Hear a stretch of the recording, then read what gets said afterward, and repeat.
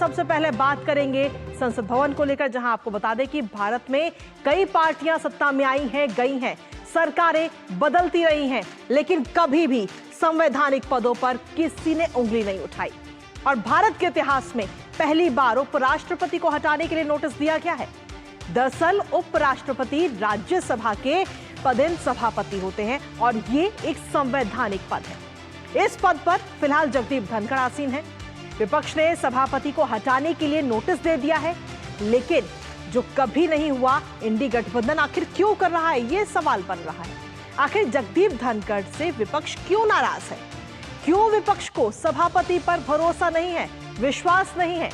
जानेंगे इन तमाम सवालों के जवाब, पर उससे पहले जानते हैं कि सभापति के खिलाफ नोटिस देने वाला विपक्ष आखिर राज्यसभा में कितना मजबूत है और क्या है राज्यसभा में नंबर गेम। ग्राफिक्स के जरिए वो भी आप तक पहुंचाएंगे, लेकिन सबसे पहले राज्यसभा में आखिर कितना मजबूत है विपक्ष, एनडीए या इंडी, कौन भारी है, वो आपको ग्राफिक्स के जरिए समझा रहे हैं। राज्यसभा के कुल सदस्यों की संख्या की अगर हम बात करें तो 231 है, जहां महाभियोग को पास करने के लिए 116 का जो आंकड़ा है, बहुमत है, वो बेहद जरूरी होता है।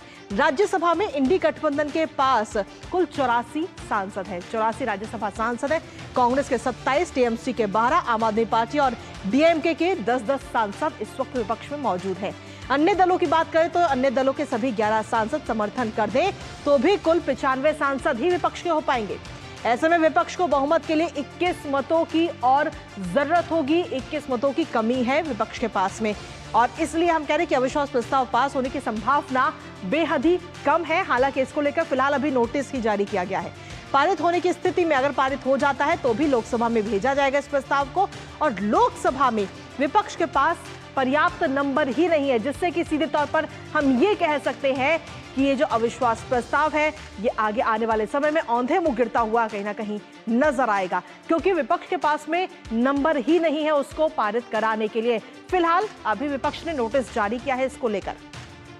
तो राज्यसभा में कौन किस पर भारी है, इंडी गठबंधन और साथ ही एनडीए कौन कितना मजबूत है, वो आपको बता रहे हैं। इसके साथ ही ग्राफिक्स के जरिए भी बात करेंगे, लेकिन इसके साथ ही सवाल ये उठ रहे हैं कि आखिर क्यों ये अविश्वास प्रस्ताव लाया गया है। और जब से भारत आजाद हुआ तब से पहली बार ये तस्वीर हमें नजर आ रही है। राजेश हमारे साथ, हमारे सहयोगी जुड़ गए हैं, सीधा उन्हीं का रुख करते हैं। सबसे पहले राजेश, आखिर विपक्ष को नाराजगी किस बात की है? सभापति के खिलाफ ये जो अविश्वास प्रस्ताव लाने की तैयारी है, इसके पीछे क्या वजह है?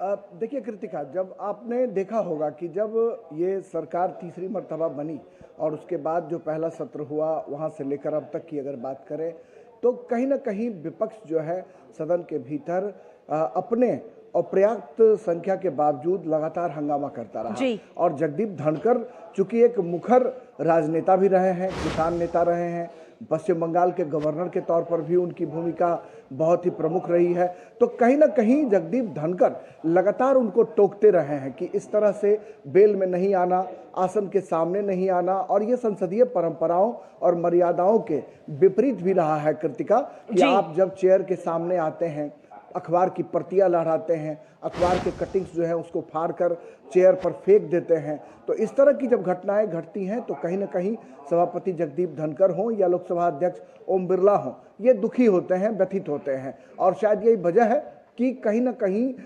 सभापति के टोका टाकी की वजह से विपक्ष जो है वो नाराज होता है। आपने कई मर्तबा देखा होगा कि नेता विपक्ष मल्लिकार्जुन खड़गे और सभापति जगदीप धनखड़ के बीच नोकझोंक हो गई। सभापति जगदीप धनखड़ और जया बच्चन जो समाजवादी पार्टी की सांसद है, उनके बीच नोकझोंक हो गई। और नियमों का हवाला देकर जब नियम 267 के तहत कार्य स्थगन प्रस्ताव देकर विपक्ष कार्य रोक कर किसी भी मुद्दे पर त्वरित चर्चा चाहता है तो सभापति उसे नियमों का हवाला देकर रोकते हैं कि ऐसा संभव नहीं है, तो कहीं ना कहीं इनकी नाराजगी होती है। विपक्ष के नेता चाहते हैं कि वो जब उठें तो उनको बोलने का मौका मिले। हालांकि ये परंपरा रही है कि जब नेता विपक्ष उठते हैं तो उनको बोलने के लिए दिया जाता है, और ऐसा देखा भी गया है कि सदन के भीतर जब सभापति नेता विपक्ष को बोलने का भरपूर मौका भी देते रहे हैं। लेकिन कई बार मल्लिकार्जुन खड़गे के साथ भी उनकी जो नोक नोकझोंक है वो सुर्खियां में बटोरती रही हैं। जया बच्चन जो समाजवादी लेकिन पार्टी की राजेश देखिए, सांसद रही हैं, नोकझोंक की उनके बात साथ एक जो तरफ उनका रही, नोकझोंक हुआ वो तमाम लोगों ने देखा है। नोकझोंक तो हमने देखी है, सालों साल हम देखते हैं, हर बार विपक्ष की तरफ से लगातार नोकझोंक होती है,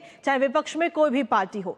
नोकझोंक अपनी जगह है और जो चीजें होती हैं उसको लेकर रोक टोक भी की जाती है, पर अविश्वास प्रस्ताव लाना, क्योंकि हम देख रहे हैं कि पहली बार ऐसा हो रहा है आजादी के बाद, ऐसी क्या मजबूरी हो गई कि सभापति को हटाने के लिए विपक्ष इतना आतुर है?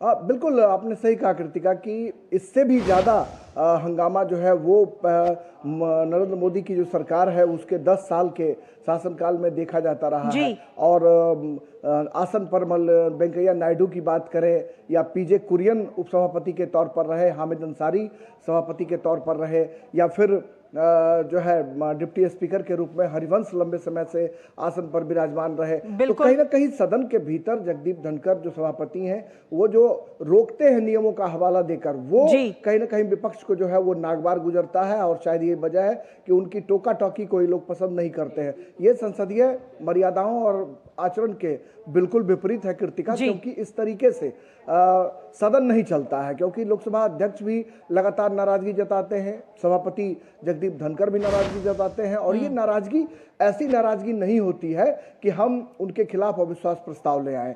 तो ये सवाल एक सबसे बड़ा सवाल है। और रही बात नंबर्स की, तो आपने ग्राफिक्स के जरिए पूरी तौर पर यह समझाने की कोशिश की है कि नंबर्स जो हैं वो विपक्ष के पास है नहीं। और जहां तक अविश्वास प्रस्ताव को एक्सेप्ट करने की बात है या सदन के भीतर उस पर चर्चा कराने की बात है, तो उसके लिए 14 दिन का वक्त जो है वो महत्वपूर्ण होता है। तो चलिए ठीक है, इस पर नजर हमारी लगातार बनी रहेगी, लेकिन वो फिलहाल जो नियम है तो ऐसे में ये देखना होगा कि कैसे नियमों के आधार पर कहीं ना कहीं रोकटोक होती है, लेकिन वो भी कहीं ना कहीं विपक्ष को नागवार गुजरा है।